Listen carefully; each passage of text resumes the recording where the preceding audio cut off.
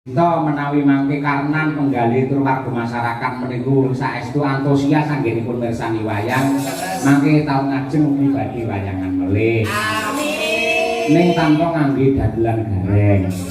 Mas, kula dongakne undang Mas teko saiki. Kula panjen golek saged pangan mawon. Nggih, tetep ngangge dagelan gareng. Tralala. Bebas ngandang iso pisan tok kapok. Ya boleh saja Pak, kalau Mas Cahyo ini rekote neten iki. Nggih nuwun sewu. Memang Bapak Cahyo tadi seorang sarjana, seorang dosen.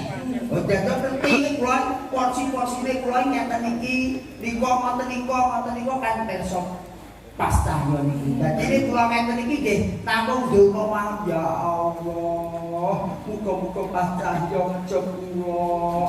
Ya Allah. Muga-muga Mas Cahyo ngejog kula. Kula nggih ngoten terus. Sampe lek ndonga ngoten malah salah. Lah kok pripun lho? Mugi-mugi wonten piyayi nanggap Mas Cahyo lajeng ngejak kula. Ngoten. Ya Allah, mugi-mugi wonten priyayi ngejog Mas Cahyo ngejak kula. Nggih, niku dereng karuan lek dadi lho Mas. Lah terus Mugi-mugi ngejog kula ning nggih mboten batal. Lek batal merongos lho sampe. mugi-mugi ngejog kula boten batal. Nggih, mboten badhe batal, tetep berlangsung wayangan dengan sukses lan ugi mugi-mugi lunas. Lewat dibayar merongos nah sampe. Kok ora welas iki. Kaya ning boten Mas, sportivitas dulur-dulur Ponorogo. Nggih. Nanggap yor ora tau tegese muni ning buri, ora tau bundel, kabeh barang sing halal, barang sing becik dipangan yo enak, diombe yo ora ngerti. Nggih, niku nggih. Napa melih sewateng beliau Pak Mujito. Pak Mujito tenan kok awake dhewe. Ora kapiran, mangan lumintu. Cara awake dhewe wis dadi seniman, paling apa wi tugase ya menghibur, Hibur masyarakat, dulur-dulur masyarakat. Nek Pak Mujito gawe tentreme masyarakat Indonesia. Membuat dadi bakat bentise NKRI. Wah, abot banget. Abot banget gaweane niku abot banget. Siap sedia Abot tenanan kula lek iki wis dipeki rezeki, iki syukuran bumi iki kanthi meriah. ya. Sing rawuh ya akeh. Akeh banget lek sore mau penonton, lek wayah gara-gara kesehatan niki sedaya menika penanggap. Amin. Nanggap wayang klasik tanpa gareng. Mas, iki liyane banyolan kuyup. Boten, kali jenengan wong kula niku milih utawi nderekaken piyayi ingkang kepareng Bali Mas Gareng. Leres. Lah niki wonten pernae yang disawang niku kaya adik Mbak Elisa. Naminipun Mbak Birgita Ayu. Dereng nanti panggil ya. Kula to. Kula dereng. Iki mung ketemu. Nggih. Sing pundi to? Sing tiga lho Mbak Birgita. Siji loro. Wah. Kok kita ra siji kok. Ora. Kita telu buka sih lho tentu. Nggih, menika kula kadang iki sareng kali Mas Aan. Nggih. Kali niki. Ah, iki syukur. Ya Mbak Birgita tukung men jumeneng coba kaya apa. Ya. Mangga.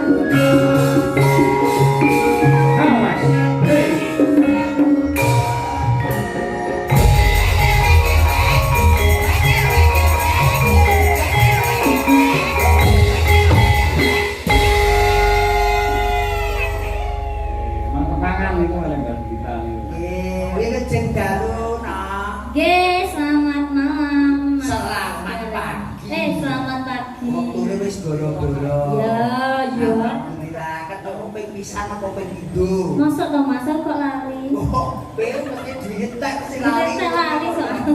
Oke, pepanggil ping kalih. Udah ini ya berarti ya. Mbak Berarti kita sudah pernah bertemu ya. Bertemu ya bertemu tapi geblekmu lire ae kene ora kanggo kasapan apa-apa. Ya bantu wae wong iki gototmu. Dirgita ora sakene. Dawa. Kene lho sisa. Mata. Iya. Oh, ngeten iki Mas. Ngeten iki panggil pisan ngeten iki lek tong nggih Mbak Dirgita mesti toplok plok plok plok plok plok. Langsung iki pok. Nang Mbak Dirgita. Iya Mas Gareng. Ya makane jenengan terus duwe garwa kaya Mbak Dirgita kira-kira seneng apa marem. Alah lek ngeten iki kula duwe bojo kados Mbak Dirgita ngeten iki kula mboten seneng Mas. Gusti Allah, sampean iki, sak sampean iki. Aku wis ora seneng blas. Sampean iki gak bagus-bagus kok. Sebabe apa ora seneng? Lah ngeten iki kula tinggal tanggapan nggih. Blah.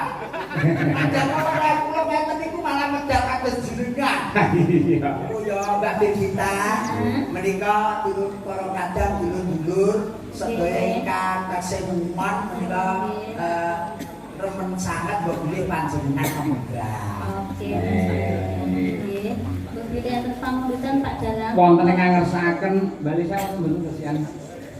Mboten niki wau, cuman nanti kalau Mas Gareng juga bisa nyanyi loh ini. Oh, Mas siap. Gareng. Nanti kalau duet Mas Gareng. Buat duet.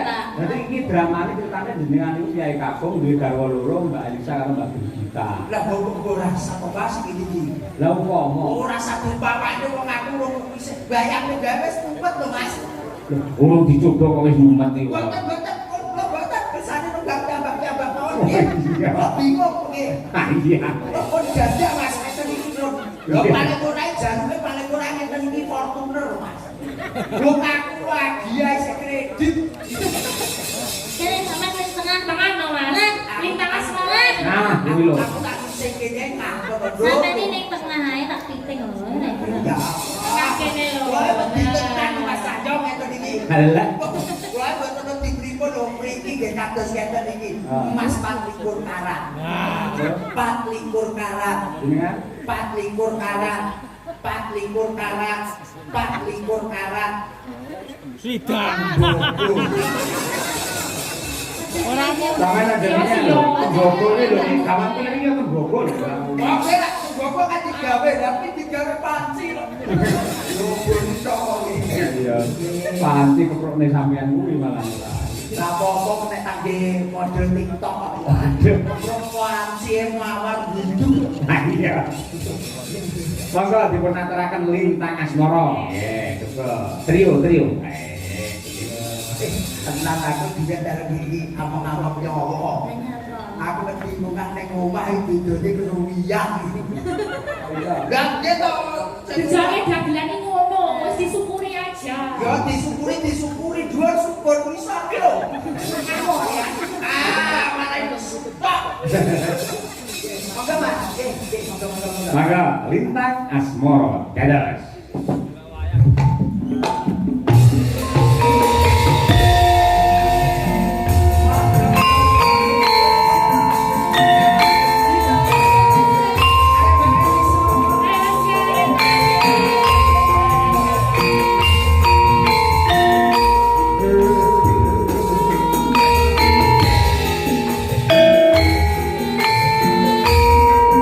Wis iki, Bro.